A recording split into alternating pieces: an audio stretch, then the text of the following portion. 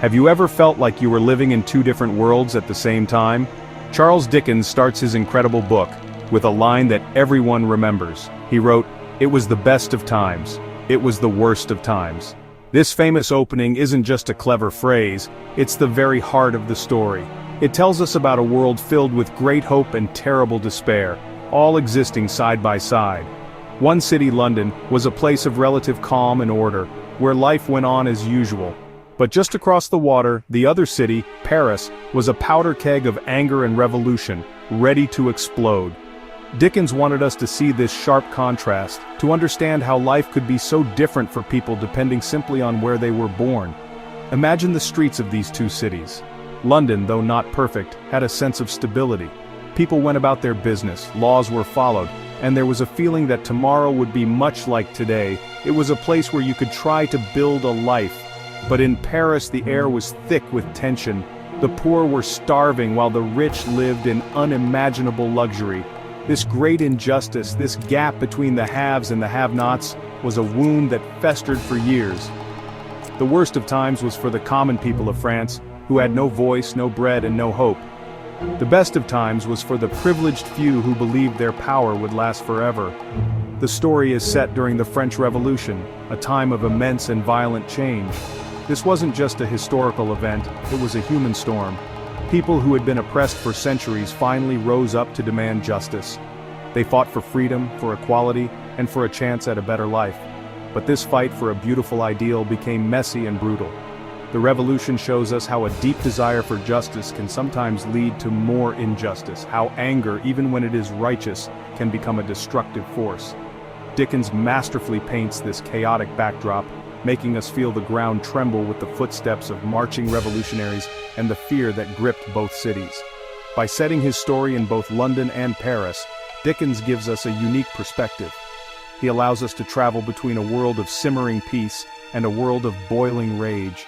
This journey between the two cities is not just a physical one, it's an emotional and spiritual journey as well. We see how the events in one place ripple out and affect the lives of people in the other. It reminds us that we are all connected, that the struggles and triumphs of one community can echo across borders. Dickens invites us to look at our own world and ask ourselves, where do we see the best of times and the worst of times today? Every great story is about the people in it, and has some of the most unforgettable characters you will ever meet. At the center of it all is Lucy Manette, a young woman who is the very definition of light and hope. She is gentle, compassionate, and has a powerful ability to heal the broken hearts around her. Her love is like a thread of gold that connects everyone else in the story. Her father, Dr. Manette, was unjustly imprisoned for nearly 2 decades in the Bastille. When we first meet him, he is a broken man, but Lucy's devotion slowly brings him back to life, showing us the incredible power of love to mend even the deepest wounds. Then we meet 2 men who look so much alike they could be twins, but their souls are worlds apart. Charles Darnay is a French nobleman, but he is a good and honorable man who is horrified by the cruelty of his aristocratic family. He chooses to leave his life of privilege behind and start over in London, seeking a more just and peaceful existence. He represents the idea that you can choose your own path, that you don't have to be defined by your family's history. Charles is the kind of man you would want as a friend, dependable, brave, and driven by a strong moral compass. He falls deeply in love with Lucy, and their family becomes a symbol of the peaceful life everyone desires. His physical double is Sidney Carton, and he is one of literature's most complex heroes. On the outside, Carton seems like a failure. He is a brilliant lawyer, but he wastes his talent. He drinks too much and believes his life has no purpose. He looks at Charles Darnay and sees the man he could have been, yet beneath his cynical exterior, Carton has a heart full of deep love and a capacity for great sacrifice. His journey is one of redemption. He is drawn to Lucy's goodness, and his love for her, though unrequited, inspires him to want to be a better man. He represents the idea that it is never too late to find meaning in your life. Finally, we have the formidable Madame Defarge. She is a revolutionary in Paris, and she is the opposite of Lucy's compassion. She represents the cold, unforgiving anger of the oppressed. Madame Defarge sits in her wine shop, constantly knitting, but she is not making scarves or blankets. She is knitting a secret list, a register of all the aristocrats who have wronged the people, all of whom are marked for death. She is a terrifying and powerful character who shows us how pain and a thirst for revenge can consume a person's soul. Through these characters, Dickens explores the full spectrum of humanity, from its brightest light to its darkest shadows. The plot of this incredible novel is a whirlwind of secrets, mistaken identities, and daring escapes, all leading to one of the most powerful acts of sacrifice in all of literature. The story truly gets moving when Charles Darnay, despite the danger, decides he must return to Paris. He feels a sense of duty to help an old family servant who is in trouble. But as soon as he arrives, he is arrested simply because he is an aristocrat. The revolution, which started as a fight for freedom, has become a machine of terror, and Darnay is sentenced to die at the guillotine. His family in London is heartbroken and powerless, watching as the man they love faces certain death. This is where Sidney Carton steps into the story in a truly heroic way. For years he has lived in the shadows, loving Lucy from afar and believing his life was worthless. But now, he sees a chance to do something meaningful, to give his life purpose. Because he looks exactly like Charles Darnay, he comes up with a daring and incredibly dangerous plan. He decides to use this uncanny resemblance to save the husband of the woman he loves. This is his moment of truth, a chance to prove that his life, which he thought was wasted, could have an extraordinary meaning. He is driven by a love so pure that it asks for nothing in return. Carton travels to Paris and, using his cleverness and courage, manages to get inside the prison where Darnay is being held. He finds Darnay in his cell on the final night before the execution. He drugs Darnay to make him unconscious, and then switches clothes with him.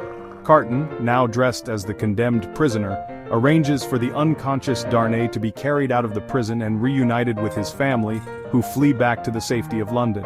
Carton stays behind, knowing he will take Darnay's place at the guillotine. It is an act of ultimate sacrifice, giving up his own life so that Lucy and her family can be happy and safe.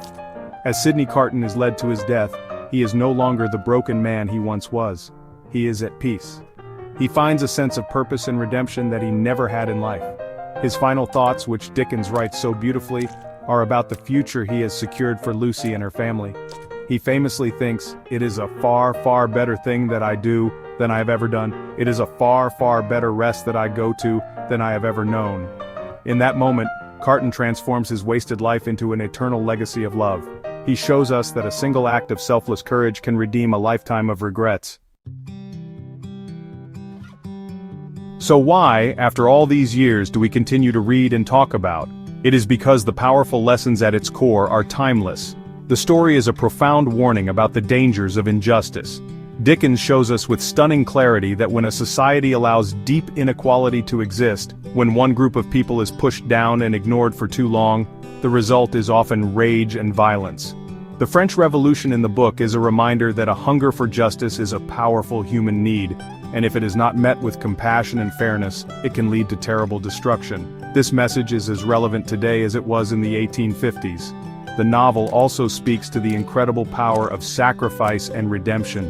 Sidney Carton's story touches our hearts because it shows that no life is beyond saving. It teaches us that even when we feel lost or believe we have made too many mistakes, we still have the capacity to do something truly good. His sacrifice is a testament to the strength of love, not just romantic love, but a deep, selfless love for humanity. It challenges us to think about what we are willing to do for others and reminds us that the greatest acts of heroism often come from the most unexpected places. This message of hope is one we all need to hear. Furthermore, the story champions the enduring possibility of rebirth and new beginnings. Just as Dr. Manette is recalled to life from the darkness of his prison cell, and just as Darnay is given a second chance at life, the novel suggests that both people and societies can heal from even the most terrible wounds. Even in the midst of the worst of times, Dickens plants seeds of hope for a better future, a future built on love, family, and compassion. He shows us that even after the most violent storm, the sun can shine again. This is a powerful message for any generation facing challenges. Ultimately, matters because it holds up a mirror to our own world. We still see divides between the rich and the poor, we still see struggles for justice and freedom, and we still see ordinary people capable of extraordinary acts of love and courage. The book asks us to look at our own lives and our own societies and to choose compassion over cruelty, hope over despair, and sacrifice over selfishness. It inspires us to believe that, no matter how difficult things seem, we each have the power to make it a far, far better thing for everyone. That is a lesson worth learning, and a story worth remembering forever.